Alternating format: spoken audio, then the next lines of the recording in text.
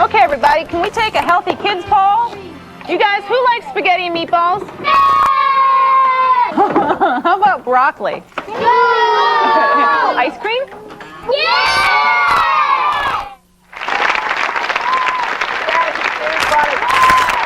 That was a clip from Kim Alexis's Healthy Kids Special, which covers issues every parent is concerned about, from nutrition to picking the right babysitter.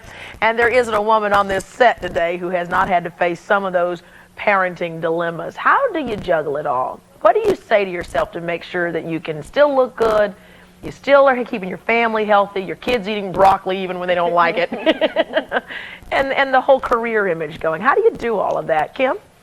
I guess it's a matter of communication and making sure that your family is set before you go to work. And obviously the family, husband and kids are the priority, and the work comes second. And if you can keep that in perspective, and I can't take jobs that go away for months or go away for long weeks. You know, I've got kids in school, I can't take them with me. They wouldn't be happy, I wouldn't be happy.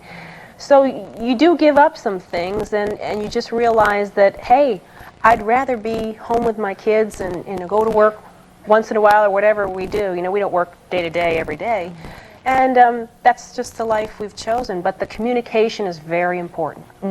Okay, question. Well, you were talking before about you exercise regularly. Of course, you do with these beautiful bodies. But when you got pregnant, did you exercise have the same routine and exercise every day like you did before? I did. I did too. Yeah. What have you answered that, Kelly? I exercised, but I took a pregnancy workout class, which was not, as difficult. And it was kind of funny, actually, watching pregnant women go from side to side exercising.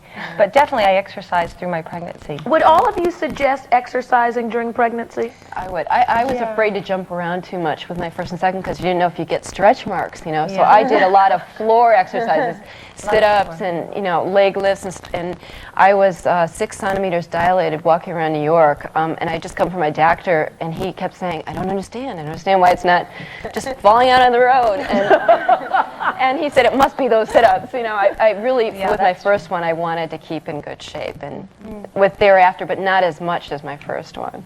Okay. Yeah, I was just wondering, after seeing the 4 boys here in the front, how many children do you have? Well, since you brought it up, let's bring out the kids. First of all, we're lucky enough to have, thank you, some of your kids here today. Please welcome Linda's 4-year-old. Come on, Philip. Yay, Philip! We have Kelly's 6-year-old daughter, Ruby. Come on, Ruby! We have Kim Alexis's 9-year-old son, Jamie. Yay, Jamie! And sitting here in the audience are Linda's other 3 kids who you just mentioned over here. This is 16-year-old Alexander. We have 13-year-old Matthew there, and 7-year-old Christian. And we are happy to have you guys here. Now, Karen, you didn't want your child to come on. You were about that privacy thing. Yeah. We do have a shot of her. We can show a picture, though, right? Yeah. Let's show, and tell us about this little precious one. Ella's my yummy. She's She's and actually today was ballet. She takes ballet on Fridays, and I try to keep her schedule as normal as I can, and I don't like to interrupt her life for my job. So if this had been at a different time, maybe a different time. She's got that ballet class, Mom. That's okay. That's all right. But how do you guys separate that? Because you are public figures. I mean, how do you keep your children out of the limelight? How do you keep them grounded? I did that more in the beginning, keeping them separate. But as they get older, they're just so involved in my life that it's easy to take them with me on trips. I'd take my first 2 with me, and they'd hang around the pool, and maybe they'd get a picture or 2 taken, and they actually enjoy it. It's kind of fun, isn't it? Kelly, do you like the press that comes with? I mean, when the paparazzi is snapping the kids. I mean, does that make you nervous or? Well, it doesn't happen too often with her, anyway. I mean, sometimes. Or just Ruby just go, take me, darling. As I am, right? No, but I'm going to school now, so I lead a real normal life. I don't do a lot of modeling anymore, and we're just not in that kind of limelight anyway, that lifestyle. So, and I live in a very residential area, and she goes to a public school, and she's just like the rest, all the other kids. So what about you kids? What's it like having, let me ask you over here, what's it like having a supermodel mom? Come on and stand up for me, as tall as you are. My God. How old did you say you were? 16. 16. Boy, oh boy. Make them tall, don't you?